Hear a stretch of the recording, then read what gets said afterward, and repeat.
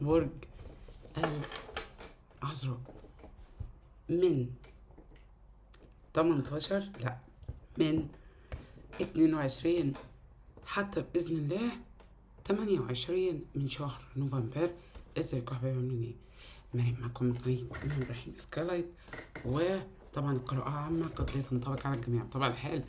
والنهاردة هنشتغل من الوايلد تيروت أو الوايلد وود تيروت، والكتاب هشتغل بيه زي الأوركل كده. وطبعا الانرجي لما بتتجدد ويكون فيها تجديد بيبقى أفضل شيء طبعا، عشان كده نبدأ ونجدد كده.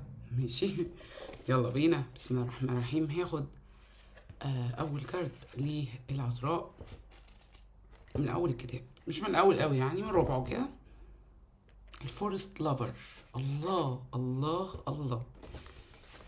عذراء أول كارت طلع على العذراء هو الفورست لافر، الكارت الشهير طبعا داخل هذا التاروت.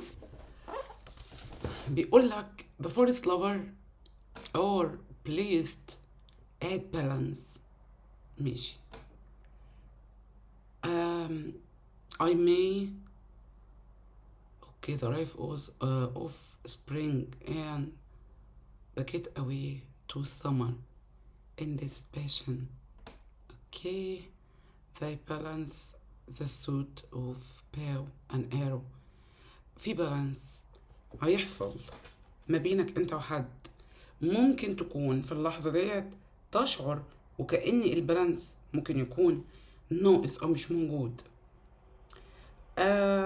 المينينج الفورست لوفر represent both balance in relationship and the sexual union between two polarized individual.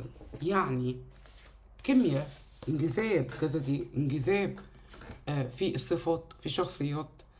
ده اكيد اللي انت شايفه ويا هذا الشخص دلوقتي، لو هذا الشخص بالفعل يعني في حياتك.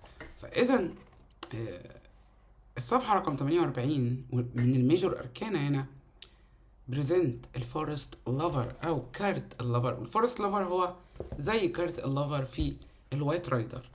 طيب يلا كده نشوف. طبعا القراءة عامة قد لا تنطبق مع الجميع بالفعل. وأشعر بوجود ريحة حب. تعالوا كده. الله، وأنا بقول ريحة حب كأني كده شميت ريحة ورد أحمر بلدي. تعالوا كده نشوف إيه يا عذراء، إيه اللي بيحصل ويا العذراء. كل الخير إن شاء الله. ده أنا حتى النهاردة أنا اللي عايدة على شعري. امبارح كنت في الصالون، لكن النهاردة أنا اللي ظبطته كده. مش عارفة عرفت أظبطه ولا إيه. يلا بينا. بسم الله الرحمن الرحيم. برج العذراء من 22 ل 28 بحول الله بإذن الله من شهر نوفمبر. طبعا القراءة عامة قد لا تنطبق على الجميع، لكن إذا العذراء شعرت أو العذراء شعر وكأن القراءة تنطبق عليه أو عليها، إذا عليك بصندوق الوصف. صندوق الوصف هتلاقي فيه القراءة المكملة ليها زي القراءة. أول كارت العذراء من الوايلد تيروت هو الإيثر ستون ذا فاونديشن اوف لايف. وأشعر وكأن فعلا خلاص العذراء بدأت تحط نقط على حروف داخل حياتها. طيب بالانس ده على فكرة مش بس بالانس، ده فاونديشن اوف لايف. فاونديشن اوف لايف اللي هو البناء بتاع الحياة، البناء اللي العذراء عاوزة تحطه في حياتها. هنا ده الايس اوف ستون، والايس اوف ستون زي الايس اوف بنتكل زي الايس اوف وند. طيب في بداية جديدة العذراء هيدن ليها، رايحة ليها. تعالوا كده. فهمت كتير اصلا من كارت واحد لحد دلوقتي، فما بالك بباقي الكروت. يلا عذراء نشوف ايه الحكاية. بسم الله الرحمن الرحيم. التين اوف ايرو والانستراكشن. تين اوف ايرو انستراكشن، في هنا تعليمات. التعليمات ديت العذراء هي اللي مديها لنفسها، هي اللي بتبتدي تمشي عليها. انت اللي بتبتدي تمشي على التعليمات اللي انت حطاها لنفسك. الفايف اوف ايرو فرستريشن. فرستريشن خلينا اقول كده، لما البني ادم يبقى فرستريتد، وفرستريتد جاي من فرستريشن طبعا. لما البني ادم بيبقى جواه مخاوف، لما البني ادم بيبقى ما بين قرارين، عاوز يقرر شيء فيهم ومش عارف ايه بالظبط اللي هو المفروض يقرره.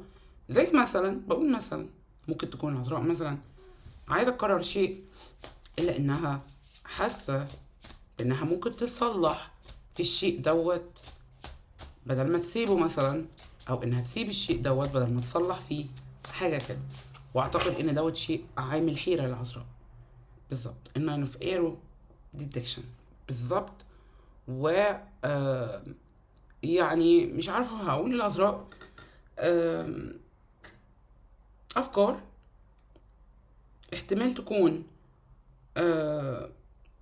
العذراء فاكره ان الافكار ديت من قلبها، بس هي من عقلها. البيج اوف ايرو الويرن، طائر صوته جميل جدا وطائر نادر جدا. ماشي. السير، في حاجة العذراء بدأت تحس بيها وتشوفها. السير هنا أعتقد العذراء بالفعل متقمصة كارت السير. السير هو الشخص اللي بيشوف وبيحس ويمتلك حتى الحاسة السابعة. فهنا أحيانا البني آدم لما بيفتح عينه التالتة بيقدر يشوف. فاللي أنا شايفاه اللي العذراء قدامي شخص بدأ يشوف الواقع صح، أو شخص كان فاكر حاجة وطلع قدامه حاجة تانية غير اللي هو كان فاكرها. ممكن دوت يضايق الشخص شوية، لكن لما هتلاقي نفسك الشيء اللي انت اكتشفته دوت ممشيك على الطريق الصح، اذا هتستريح جدا. الكارت التاني العذراء هو اقول الايس اوف ايرو. الايس اوف ايرو للعذراء تاني كارت فيه بداية بعد الايس اوف ستون. طيب والاسات هنا عامله زي الاسات في الوايت رايدر اللي هي البدايات، بداية جديدة. ماشي. the breeze of life، هنا في نفس العذراء بتاخده، نفس يعني اشياء بتخلص، اشياء بتحصل وتخلص تروح لحالها في دماغك، في دماغ العذراء. لان انا دلوقتي عايزه اركز ان انا بتكلم فيه اللي العذراء بتفكر فيه حاليا. العذراء عايز تنهي حاجه، كانت ممكن تكون العذراء كانت عاوز تنهي شيء، او ممكن تكون هي عايز تنهي شيء بس الشيء دوت مش عايز يطلع بره دماغها. يعني ايه؟ يعني مفيش تنفيذ لحد اللحظه دي، مفيش تنفيذ. الفور اوف فازل، وده اللي عامل البوردوم، وده اللي عامل حاله التوتر للعذراء. طيب الفور اوف ستون بروتكشن، حمايه. العذراء بتحاول تحمي حاجه، علاقه. الفايف اوف ستون مش اندورنس، والسكس اوف ستون الاكسبلانيشن. في حاجه العذراء ممكن تكون بتحاول تكررها دلوقتي، وهي انها تنسى انها عاوز تطلع من العلاقه، وانها تحاول تصلح. اعتقد كتر التصليح هو اللي ودى العذراء هنا في الحاله دي توتر، زهق، ملل من انها بتحاول تصلح في شيء هي شايفه ان هو مش بيتصلح زي ما هي عايزه. الجرين مان، الجرين مان وهو الشخص اللي في بال العذراء دلوقتي. هقول في حد حاسه قريب قوي من العذراء، قريب قوي من قلب العذراء. اشعر وكأن على قد ما هو قريب قوي من قلب العذراء في اللحظه ديت، على قد ما ان العذراء بتشوف انها لازم تبعد لانها مش عارفه تصلح، او العذراء ربما شايفه ان يعني كتر التصليح في العلاقه ديت مش هيوديها المكان اللي هي عايزاه، لانه ما ودهاش قبل كده. فهي دلوقتي العذراء محتاره، طب انا اعمل ايه؟ انا مش هينفع اصلح لوحدي.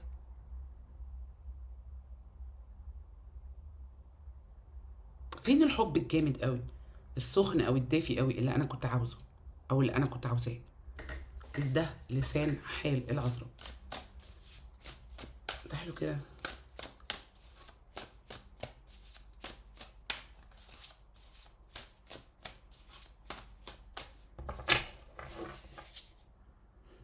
الفور اوف ايرو والريست. ماشي. فور اوف ايرو ريست، وهي كأنك في حالة من حالات الاستشفاء. وخلينا أقول أعتقد وكأن العذراء في اللحظة ديت بدأت تفكر لا، أنا مش هطلع من العلاقة، أو أنا مش هحاول إن أنا أكون السبب في إن العلاقة تنتهي. أنا عاوز أنتظر.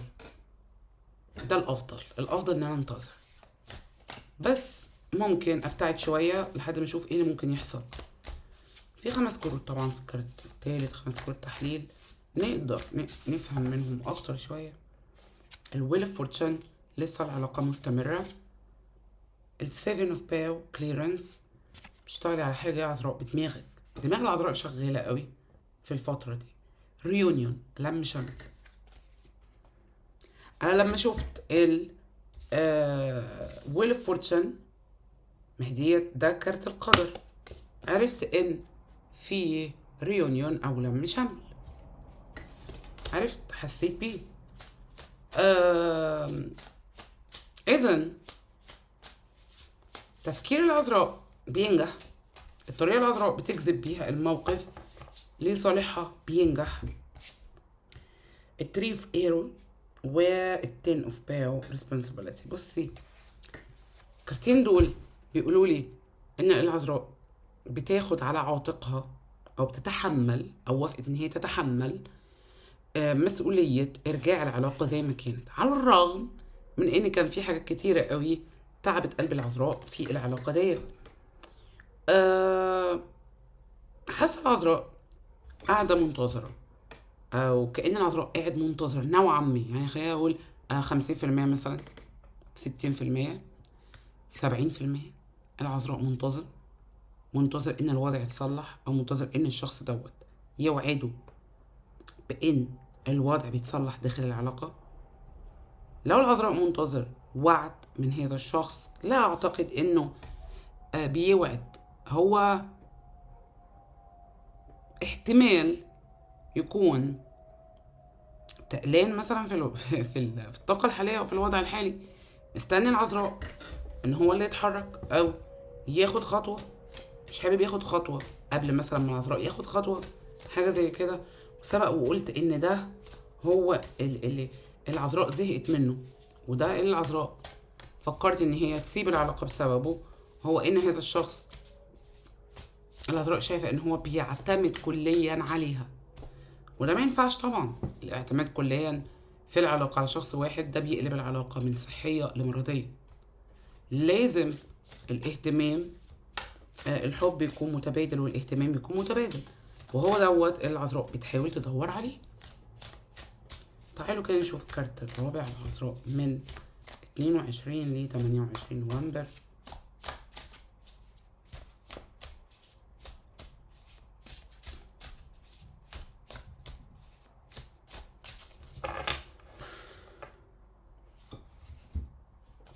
تري اوف فازل، جوي، استمتاع، جوي. هنا تاني هقول العذراء معرفش ايه بالظبط اللي بيحصل في الاحداث، لكن واضح قوي ان العذراء بتقدر ان هي تشوف العلاقة بتتحرك في طريق هي عاوزاه. اذا اشعر كأن الموضوع ابتدى يمشي في اتجاه ان اللي العذراء عايزاه، وهي ربما بداية جديدة قوي داخل العلاقة ديت ما بين العذراء وما بين هذا الشخص لبعض منكم طبعا. بالانس، توازن. بالفعل هناك ايجاد توازن نفسي على فكرة اولا، ثانيا توازن ويا هذا الشخص اللي انا شايفاه بيراقب دلوقتي. وهذا الشخص ربما الحقيقة ان هو في حياته عموما يعني عمل نزوات كتير. الانسيستور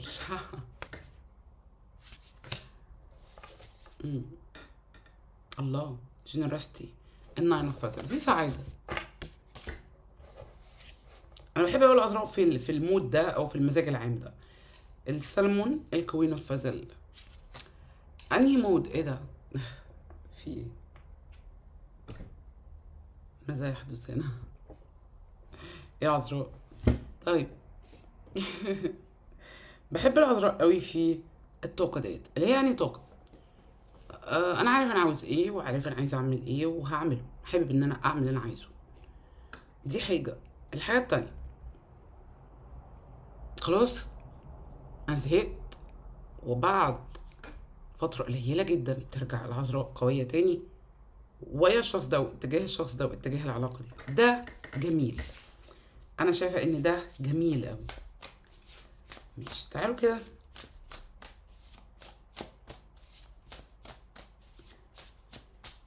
يعني العذراء دلوقتي مش في حاله ان هي قاعده بس كده بتتفرج على الوضع، لا. العذراء حابه ان هي تتحرك على الوضع، تتحرك على الموضوع.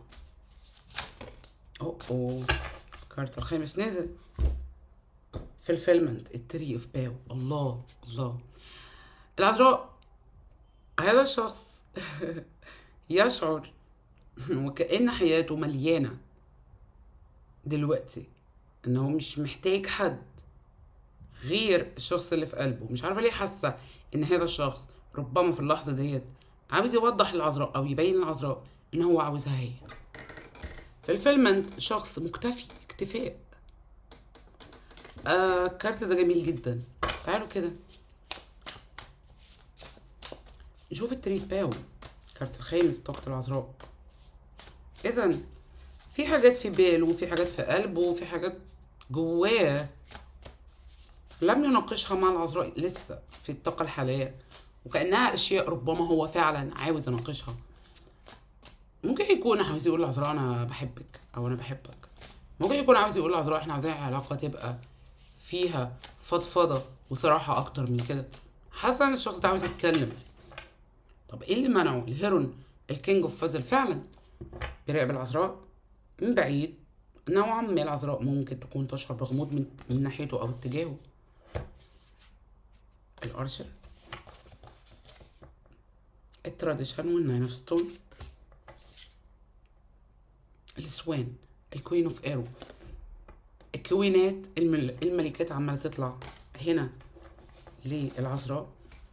البير، الجريت بير، لا مش الجريت بير، هو البير بس. الكوين اوف ستون. اذا طلع العذراء الكوين اوف ايرو، ملكة الحب. يعني الكوين اوف ايرو هي ملكة الحب. الكوين اوف ستون البير قوة وبتمثل الكوين اوف سورد. ثم الكوين اوف فازل، كوين اوف بنتكل. اعتقد ان واضح جدا الثلاث ملكات اللي نزلوا وشايفة انهم بيمثلوا تغيير كبير. دول ميجور اركانا، يعني كروت كبيرة قوي. الكروت الكبيرة قوي ديت شايفة ان هي عاملة وعد ليه الحقيقة للعذراء. في كارت اخير صح؟ بقوا كارتين، الولف والجرين وومن. هقول للعذراء ربما كان في طرف ثالث، وهي ممكن تكون متواجدة هنا في الجرين وومن. ربما الولف او الحبيب الشريك، لان هو كان شخص عنده علاقات كتيرة اعتقد. او هو من النوع اللي عنده خبرة غير العذراء. يعني لا، هو عنده خبرة كبيرة اعتقد. وكأن هذا الشخص فجأة واحدة اتحول على ناس كتيرة قوي الفترة الأخيرة. ريت العذراء تسمع مني الكلمة دي. والسبب في كده ايه؟ هقول تاني، الفلفلمنت، الاكتفاء. اذا الطاقة بتظهر حاجات كتيرة قوي قوي قوي من عقل العذراء الباطن النهاردة. ازاي العذراء بتفكر في لحظة انها خلاص تعبت في العلاقة ديت ولازم تبتعد، وفي لحظة بتفكر في الجوي او في الاستمتاع اللي هي ممكن تعيشه مع هذا الشخص اللي هي شايفة انه هو اقرب شخص منها ومن قلبها دلوقتي. في حاجات كتيرة بتتغير للأفضل بالنسبة للعذراء الحقيقة داخل حياتها الشخصية العاطفية. ربما العذراء أقوى دلوقتي من ناحية ابتعاد الشريك أو قرب الشريك، يعني وكأن كده العذراء بتقول له أنا مديك وقتك كله، خلينا نشوف ايه اللي ممكن يحصل. في لحظة ممكن تلاقي العذراء بتقول لا خلاص احنا عاوزين كفاية كده. اللحظة التانية تلاقي العذراء بتقول لا يلا نكمل. ده ايه؟ مش عارفة. تفكير. القرارات اللي العذراء كانت حابة توصل ليها في وقت من الأوقات. بشكر عذراء جدا واشوفكم بإذن الله الأسبوع الجاي. السلام عليكم.